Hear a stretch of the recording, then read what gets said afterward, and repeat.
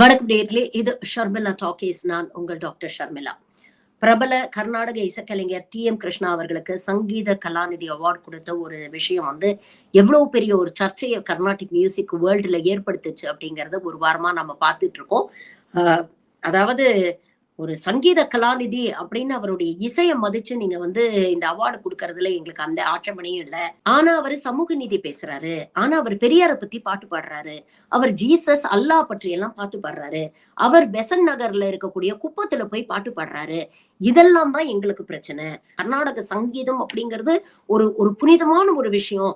அந்த புனிதத்தை இவர் கொச்சைப்படுத்தி விட்டார் அப்படிங்கிற அளவுக்கு பலதரப்பட்ட விமர்சனங்கள். அதுலயும் குறிப்பா ரஞ்சனி காயத்ரி அப்படிங்கிற கர்நாடக இசை கச்சேரி செய்யக்கூடிய சகோதரிகள் மும்பையில இருந்து தொடர்ந்து ஒரு மிக கடுமையான ஒரு விமர்சனத்தை வைத்து மயிலாப்பூர் அகாடமிக்கு ஒரு லெட்டர் எழுதி அந்த லெட்டரை சமூக வலைதளங்கள்ல வைரல் பண்ணாங்க. அதற்கு தகுந்த பதிலடிய மயிலாப்பூர் அகாடமி கொடுத்தது. டி.எம். கிருஷ்ணாவுடைய திறமையை பார்த்துதான் அவருக்கு இந்த அவார்டு கொடுக்கிறோமே தவிர அவருடைய தனிப்பட்ட கருத்தியல்ல எங்களுக்கு எந்த பிரச்சனையும் கிடையாது.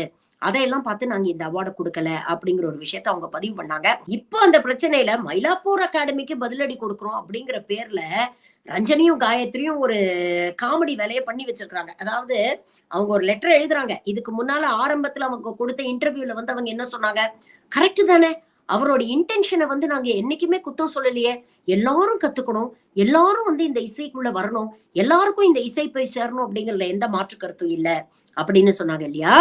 அதே ரஞ்சனி காயத்ரி என்ன எழுதி இருக்காங்க இந்த லெட்டர்ல அப்படின்னு பாத்தீங்கன்னா, we want to see the day when the TTK auditorium is filled up with a diverse inclusive crowd from all communities and religious minorities.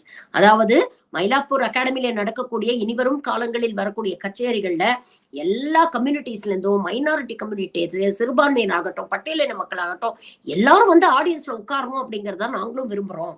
இந்த மாற்றங்கள்லாம் நீங்க முதல்ல உங்ககிட்ட இருந்து ஆரம்பிக்கணும். அடுத்தவங்களுக்கு அட்வைஸ் பண்றது இருக்கட்டும், ஆனா முதல்ல உங்ககிட்ட இருந்து இந்த மாற்றம் வரணும்.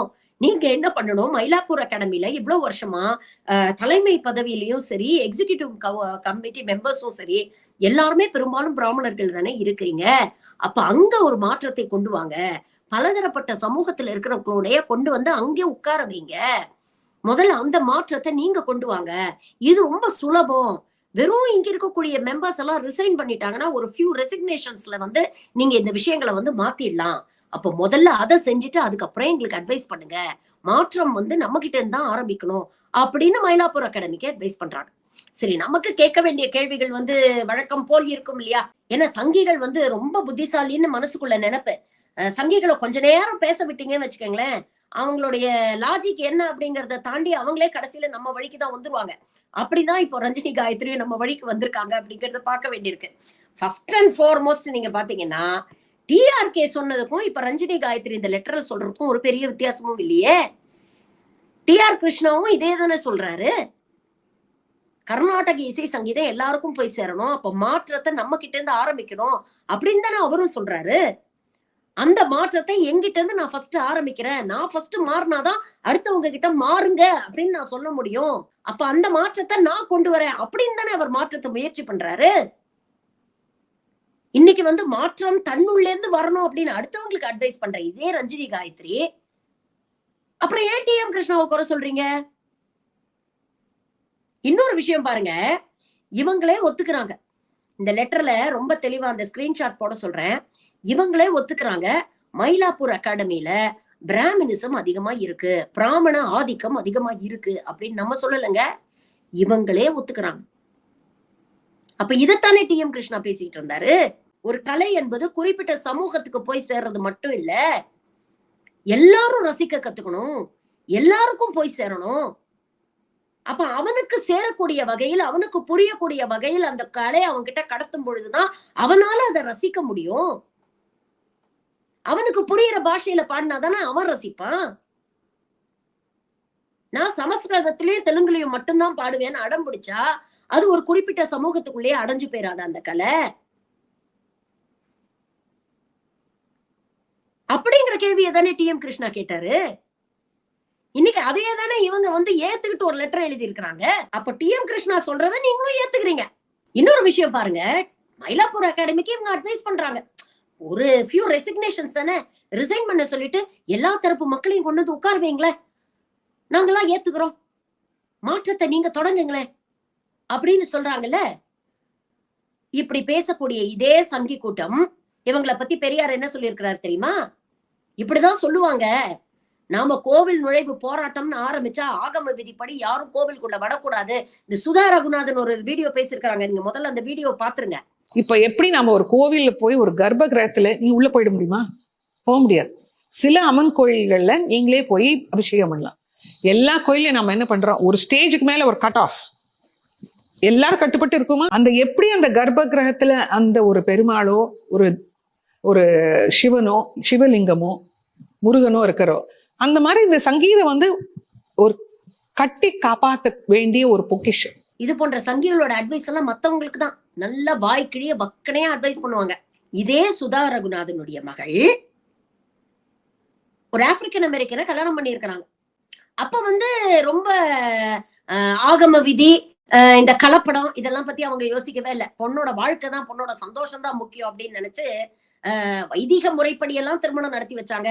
அப்புறம் அவங்க மதப்படியெல்லாம் அவங்க திருமணம் பண்ணிக்கிட்டாங்க. இதெல்லாம் இந்த கூத்தெல்லாம் நடந்தது. சமூக வலைதளங்கள்ல வந்து நிறைய வீடியோஸ் இருக்கு, நீங்க போய் பாருங்க. நமக்கு அதுல எந்த விமர்சனமும் கிடையாது. இன்ஃபேக்ட் நான் சந்தோஷமா சொல்றேன், அந்த பொண்ணுக்கு மனசுக்கு யாரு பிடிச்சதோ அந்த பொண்ணு கல்யாணம் பண்ணிட்டு போச்சு. அது அவங்களுடைய பர்சனல் இஷ்யூ. அவன் பிராமணனா கிறிஸ்டியனாங்கிறத பத்தி எல்லாம் நம்ம கவலைப்படக்கூடாது. நமக்கு அது தேவையும் கிடையாது. அவதான் முடிவு பண்ண அவனுடைய வாழ்க்கை துணை யார் என்பதை அந்த பெண் முடிவு பண்ண வேண்டும். அதுக்கான சுதந்திரம் அவகிட்ட இருக்கு. ஆனா இந்த அட்வைஸ் எல்லாம் ஊருக்கெல்லாம் பண்ணிட்டு வீட்டுல இதுங்க எப்படி இருக்கு அப்படிங்கிறத பாருங்க அப்படிங்கிறதுக்காக தான் இந்த விஷயத்த உங்ககிட்ட சொல்றேன். பெரியார் வந்து ரொம்ப அழகா சொன்னாரு. அன்னைக்கு இருக்கிற காலகட்டத்துல நம்மளுக்கு புரியுற மாதிரி சொன்னாரு. அடே முட்டாள்களா, சாமி சாமின்னு அவங்களுக்கு வணக்கம் போட்டு கைய கட்டி அவங்க முன்னால நிக்கிறீங்களே, அவங்க கோவிலுக்குள்ள போக கூடாதுங்கிறாங்க. அதை மீறி நீ கர்ப்ப கிரகத்துக்குள்ள போனேன்னா சாமியே இல்லைன்ட்டு அவன் வெளியில வந்துருவான் அப்படின்னாரு. அதே மாதிரிதான் இன்னைக்கு நடக்கும். இன்னைக்கு வந்து மயிலாப்பூர் அகாடமிக்கு இந்த ரஞ்சினி காயத்ரி அட்வைஸ் பண்றாங்களே, சரி இவங்க அட்வைஸ் பண்றாங்க பாத்தியா எவ்வளவு புரட்சிகரமா இருக்கிறாங்க அப்படின்னு நினைச்சு மயிலாப்பூர் அகாடமில இருக்கிறவங்களுக்கு திடீர்னு ஞானோதயம் வந்து, சரி வாங்கப்பா நம்ம எல்லாம் ரிசைன் பண்ணலாம், அங்கேருந்து பக்கத்துல குப்பத்துல இருந்து ஒரு 4 பேரை கூட்டுவாங்க, இங்க இருந்து ஒரு 4 பேரை கூட்டுவாங்க, எல்லாரையும் மெம்பர்ஸா உட்கார வைக்கிறோம்னு உட்கார வச்சா இவங்க என்ன தெரியுமா பண்ணுவாங்க? ஐயோ சபாவோட சாங்டிட்டி போயிடுத்து, இனிமேல்லாம் இந்த சபால எல்லாம் நம்ம பாடப்படாது, நம்ம வெறும் கோவில்ல பாடுறதோட நிறுத்திப்போம் அப்படிம்பாங்க. இவங்களை பொறுத்த வரைக்கும் சமூக நீதி அப்படிங்கிறது என்னன்னா, எல்லாருக்கும் சம உரிமை கொடுக்கறது இல்ல, சம மரியாதை கொடுக்கறது இல்ல இவங்களுடைய சமூக நீதி. இவங்களுடைய ஒசரத்தை, இவங்களுடைய அந்த பிரிவிலேஜஸை எவன் டிஸ்டர்ப் பண்ணாம இருக்கனானோ அவனை இவங்க ஏத்துப்பாங்க. உதாரணத்துக்கு பாத்தீங்கன்னா இளையராஜா, அவருக்கு வந்து எம்பி பதவியெல்லாம் கொடுத்து மரியாதை எல்லாம் கொடுப்பாங்க. இன்னட்டு அதை வந்து ஒரு பப்ளிசிட்டி மெட்டீரியலா யூஸ் பண்ணுவாங்க. பாத்தீங்களா, ஒரு பட்டியலினத்தவரை நாங்க வந்து எம்பி ஆக்கிட்டோம் பாத்தீங்களா, ஒரு பழங்குடியினத்தவரை வந்து நாங்க குடியரசுத் தலைவர் ஆக்கிட்டோம் பாத்தீங்களா அப்படின்லாம் சொல்லுவாங்க. ஆனா ஒரு பார்லிமெண்ட் இனாகிரேஷனுக்கோ இல்ல ராமர் கோவில் இனாகிரேஷனுக்கோ அவங்களை கூப்பிட மாட்டாங்க. உங்களுடைய எல்லை இதுதான், அந்த அளவுக்கு தான் உங்களுக்கு மரியாதை கொடுப்போம், இதுதான் எங்களை பொறுத்த வரைக்கும் சமூக நீதி. அதே இன்டர்வியூல ரஞ்சினி காயத்ரி ஒரு விஷயம் சொல்றாங்க. எவ்வளவு பேர் வந்து முழு இன்டர்வியூ பாத்தீங்கன்னு தெரியல, ஏன்னா டிஎம் கிருஷ்ணாவை பத்தி பேசுனதுதான் வைரல் ஆச்சு. இன்னொரு இடத்துல உங்களுக்கு பிடிச்ச அரசியல் தலைவர்கள் யாரு அப்படின்னு கேட்டாங்கன்னா, எங்களுக்கு எல்லா தலைவர்களும் பிடிக்கும், ஆனா குறிப்பா வந்து மத்தியில் மோடியை பிடிக்கும், மாநிலத்தில் அண்ணாமலையை பிடிக்கும். இதுதான் அவங்களுடைய சைக்காலஜி. இந்த இடைநிலை சமூகத்தை சேர்ந்த தலைவர்கள் இருக்கிறாங்கல்ல, தன் சொந்த மக்களுடைய உரிமைகளை, சொந்த மக்களுடைய கஷ்டங்களை, எந்த அளவுக்கு சொந்த மக்கள் ஒடுக்கப்படுறாங்க இதெல்லாம் பத்தி எந்த கவலையும் படாம இவர்களுடைய அரசியல் ஆதாயத்துக்காக சுயமரியாதையை கொண்டு போய் இந்த மாதிரி பார்ப்பன கூட்டத்துக்கிட்ட அடகு வைக்கிறாங்க பாருங்க. மோடி, அண்ணாமலை, அர்ஜுன் சம்பத் போன்ற தலைவர்கள். இது போன்ற தலைவர்கள் தான் இவங்களுக்கு வேணும். ஏன்னா இவங்க சொல்ற பேச்ச அவங்க கேட்கணும். இப்ப கூட சமீபத்துல ராமர் கோவில் இனாகிரேஷன் நடந்தது ஞாபகம் இருக்கா?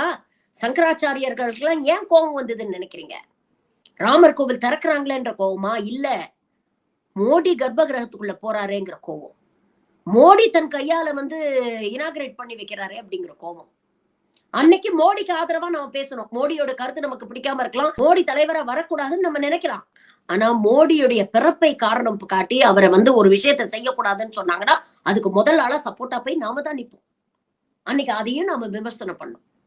ஆனா இவங்களுக்கு அது போன்ற தலைவர்கள் தான் வேணும்.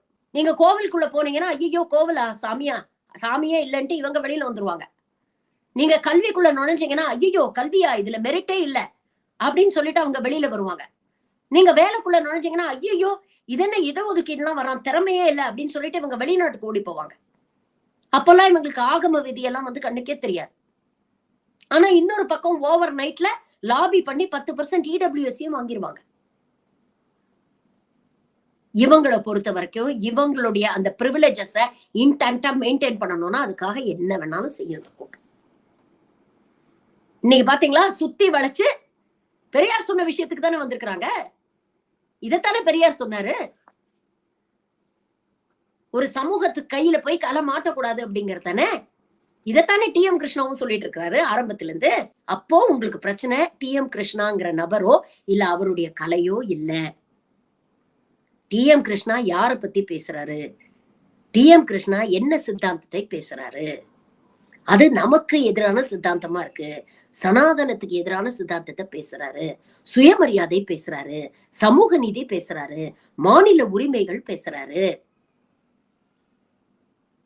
பிறப்புல எந்த ஏற்றத்தாழ்வும் இல்ல, எல்லாரும் சமம், எல்லாரையும் மனுஷனா மதிக்கணும் அப்படின்னு பேசுறாரு. அப்படிப்பட்டவருக்கு சங்கீத கலாநிதி கொடுக்க கூடாது. இதுதான் இவங்களுடைய பிரச்சனை. சரி, இதெல்லாம் ஒரு பக்கம் இருக்கட்டும். 2 முக்கியமான கேள்வி உங்ககிட்ட கேட்கிறேன். அதற்கான ஒப்பீனியனை, உங்களுடைய கருத்துக்களை வந்து தயவு செஞ்சு கமெண்ட்ல நீங்க வந்து பதிவு பண்ணுங்க. டி.எம். கிருஷ்ணாக்கு இருக்கிற இந்த பிரிவிலேஜ் அதே கர்நாடக இசை உலகத்தில் இருக்கக்கூடிய மற்ற சமூகத்தை சேர்ந்த கலைஞர்களுக்கு இருக்கா? எத்தனையோ கலைஞர்கள் இருக்காங்க. அவங்க எல்லாருமே வந்து ஒரு விதத்துல வஞ்சிக்கப்படத்தான் செய்யறாங்க. அங்க பிராமின் டாமினேஷன் அதிகமா இருக்கு, அவங்களுக்கு தான் ரெகக்னிஷன் கிடைக்குதுன்றது it is an open secret. ஆனா இதை விமர்சனம் செய்யற அளவுக்காவது அவங்களுக்கு பிரிவிலேஜ் இருக்கா? நீங்க என்ன நினைக்கிறீங்க? நம்பர் 1. நம்பர் 2, இன்னைக்கு டி.எம். கிருஷ்ணாவுக்கு சப்போர்ட்டா இவ்வளவு இடதுசாரிகள் வந்து நிக்கிறாங்க. குறிப்பாக பெரியாரை பற்றி இவர்கள் இழிவு செய்கிறார்கள் அப்படிங்கிற ஒரு காரணத்தினால இவ்வளவு பேர் நின்னு டி.எம். கிருஷ்ணாவுக்கு சப்போர்ட் பண்ணி பேசுறாங்க. ஒருவேளை பெரியாரை பற்றி அவங்க பேசாம இருந்திருந்தாங்கன்னா இதே சப்போர்ட் டி.எம். கிருஷ்ணாவுக்கு கிடைச்சிருக்குமா? இடதுசாரிகளை பொறுத்த வரைக்கும் டி.எம். கிருஷ்ணா சொல்லக்கூடிய சித்தாந்தத்தை இவ்வளவு தீவிரமா வந்து ஆதரவு கொடுக்கறவங்க அதே அளவுக்கு ஆதரவை அவர் இசைக்கு கொடுக்கறாங்களா? அந்த இசை கர்நாடக இசையை ரசிக்கிறாங்களா? அப்படிங்கிற ஒரு கேள்வியும் இருக்குல்ல. இவங்களுக்கு வந்து டி.எம். கிருஷ்ணா பாடுறதுல பிரச்சனை இல்லை, அவருடைய சித்தாந்தத்துலதான் பிரச்சனை. அவங்களுக்கு டி.எம். கிருஷ்ணாவுடைய சித்தாந்தத்துல பிரச்சனை இல்லை, ஆனா அவர் பாடல் மீது ஈடுபாடு இருக்கா அப்படிங்கிற ஒரு கேள்வி இருக்குல்ல. யோசிச்சு பாருங்க. உங்களுக்கு தோணுனத, உங்கள் கருத்துக்களை பதிவு பண்ணுங்க.